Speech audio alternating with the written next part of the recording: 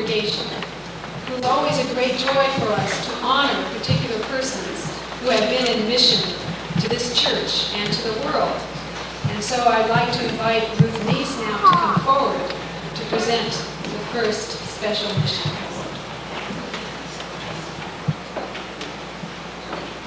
First, I would like to tell you a little bit about this special mission recognition that we give every year.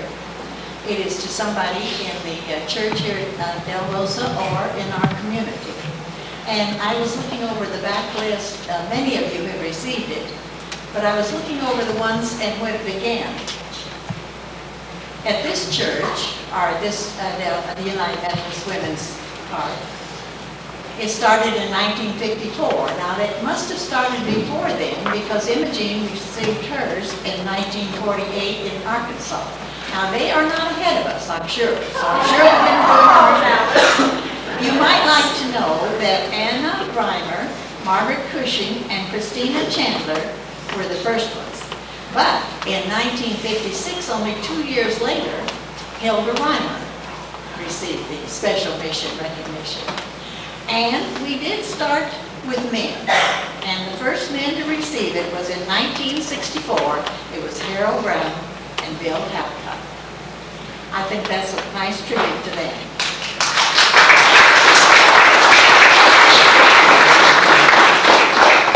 They received a pin with a cross on it.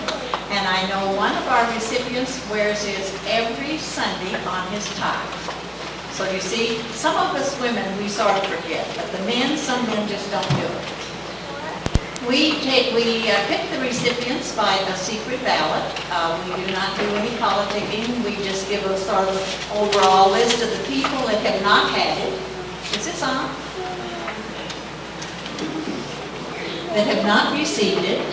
And then we have a secret ballot, and the money then that we take goes to missions undesignated, which is used for the United Methodist Women and the Methodist Church missions throughout the world. 1/2 to the United States and 1/2 to the foreign countries.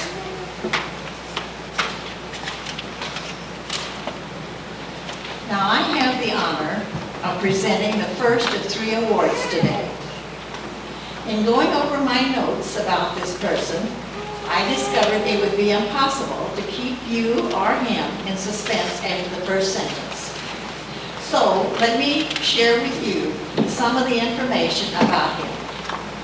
His parents were immigrants to the United States from Scotland and Greece. I wonder if they had haggis and bacala at every celebration.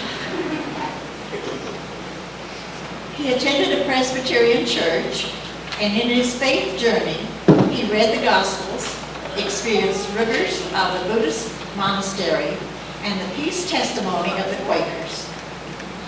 I'm thankful that he met and married a Methodist and came to this church 4 years ago. He teaches at the college level, but he has always been interested in youth. He is responsible for at least 12 children or youth at our Sunday schools today. He has been director of the Youth Fellowship for a couple of years. He has also been very active in our church family retreat with the planning and also with the leadership for the youth and the study sessions when we had all the ones together. I remember he gave us clay and he had us mold something. And you'd be surprised at what some of us molded. He was responsible for having Sis Levin speak at the Riverside District United Methodist meeting. By the way, she's going to be at Del Rosa next Sunday. I mean at St. Paul next Sunday. Thank you. I'm glad somebody corrected me. And we wouldn't want to have to fix that luncheon and everything. He led they asked her to lead the study group on the Middle East, and she had another date. And so she said, well, now he can do it. And so he did, and let me tell you, when he led it at the United at the Riverside District, they had to bring in more chairs to accommodate the women. He arranged for at least 2 mission speakers during our outreach committee's meetings last year. He and the youth do volunteer work at Frazee Community Center. They also participate in the Frazee Y. He is committed to the cause of peace and has traveled extensively abroad, participating in work projects in at least 2 foreign countries as well as the United States. There's much more that I could say about him, but there are 2 more to follow. I thought this was going to be earlier, and I thought included the sermon in that. So let me conclude by saying that even if he is not here every Sunday morning because of commitments to other religious organizations, you can be sure that he has a chance to read our pastor's sermon, because our special mission recipient is Anthony Manosis. Anthony.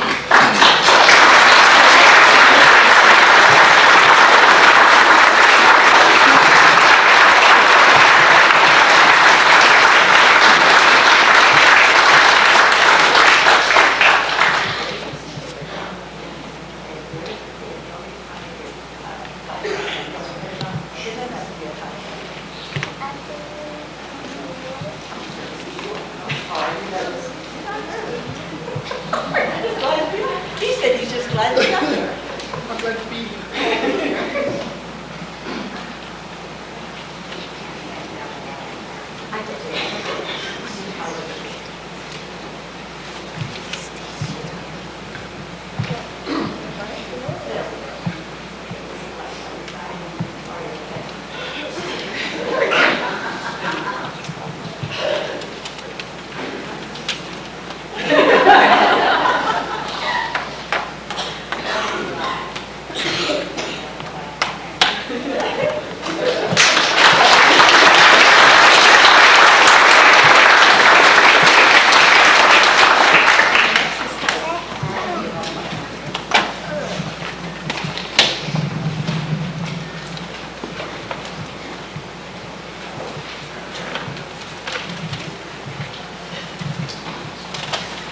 The second recipient of a mission recognition pin this morning was confirmed in this church as a youth, and she has been a member ever since.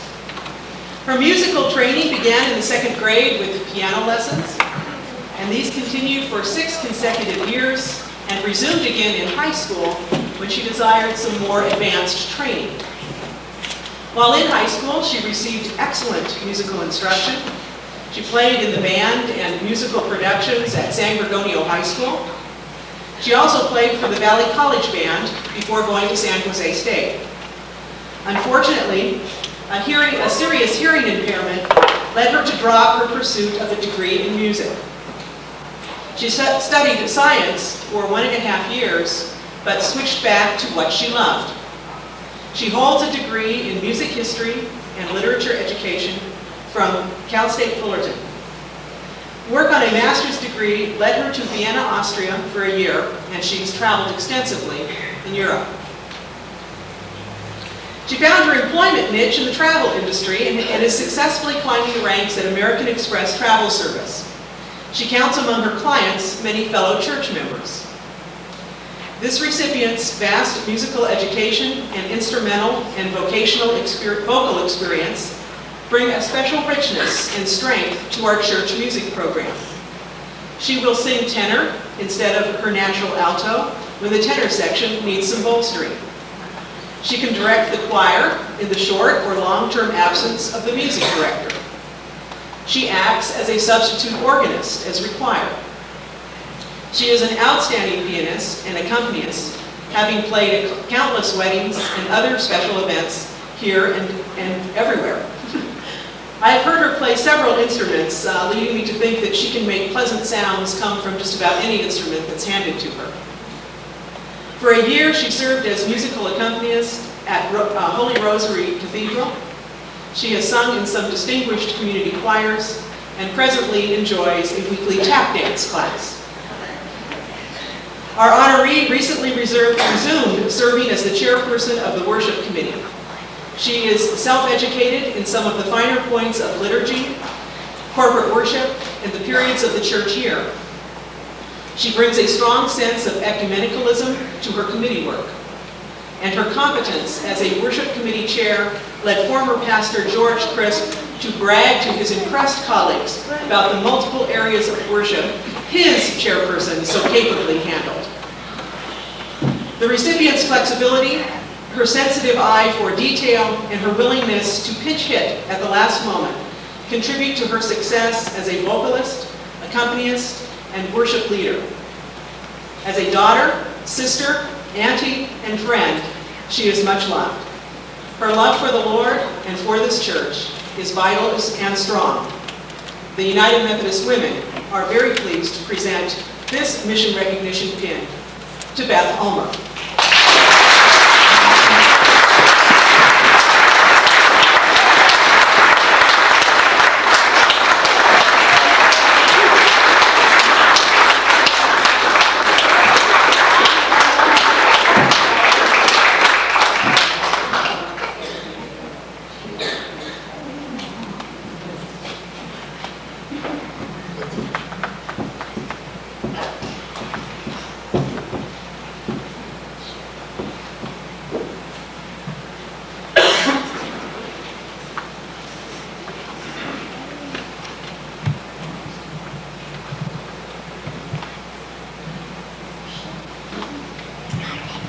In the summer, when we thought about some of these things, we decided we would like to give a special mission recognition to Allie Davis, who has done so much for the youth of our church, for our church buildings, the United Methodist Women.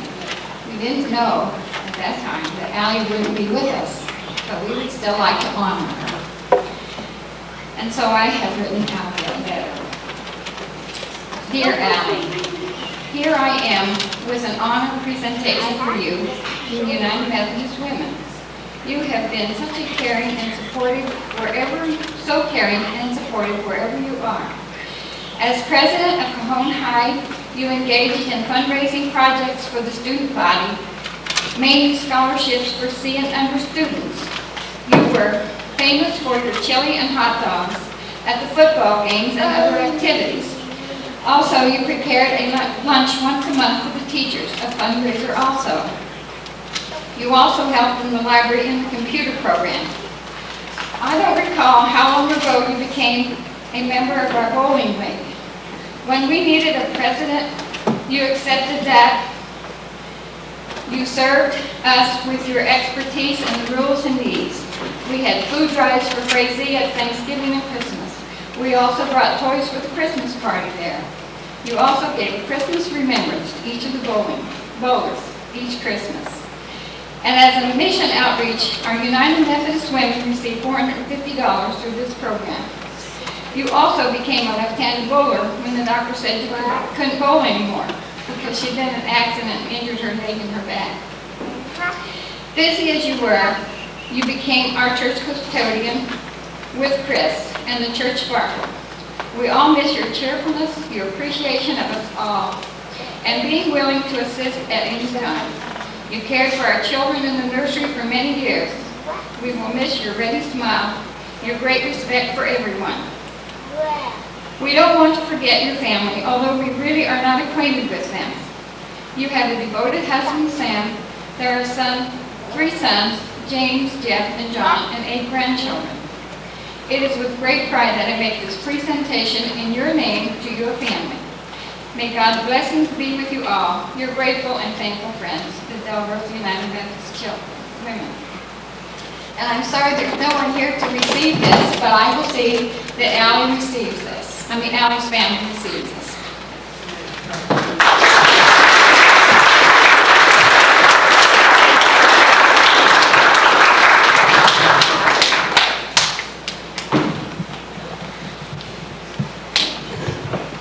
What a wonderful testimony to the love and faithfulness of all God's children here in Del Rosa. Please stand and join in singing.